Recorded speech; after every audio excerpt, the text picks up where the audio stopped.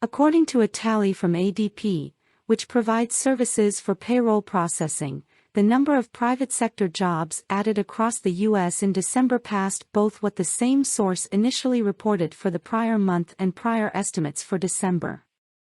ADP's December figure for private payroll growth was 235,000, which is way out ahead of an expectation of 153,000 available via Dow Jones and also passed the 127,000 jobs that ADP said earlier were added across the private sector in November. These numbers can sometimes significantly vary from the job reports released by federal sources.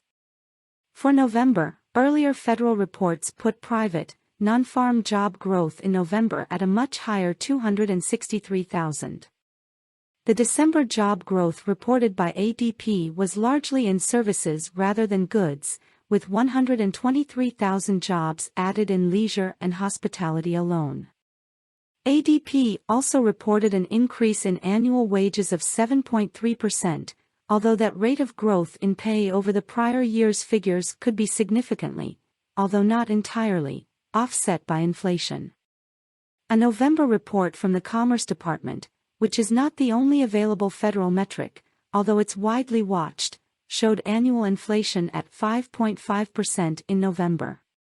ADP showed an even higher rate of wage growth in leisure and hospitality in its recently released numbers, putting those benefiting from those increases even further out ahead of estimates for the average rate of increase in prices, meaning these workers stand to benefit more directly from the pay raises.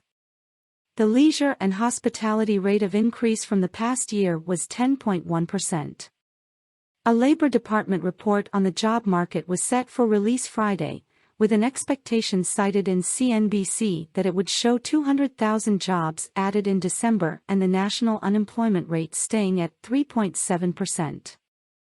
Throughout recent months, economic metrics have shown consistently positive signs, including declines in the rates on both a month-to-month and annual basis of inflation.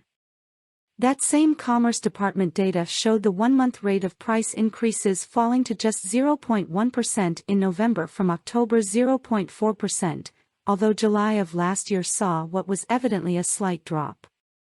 Numbers from the Labor Department have recently put some of these rates higher, including a 7.1% annual increase in November, although it had the month-to-month jump also at just 0.1%.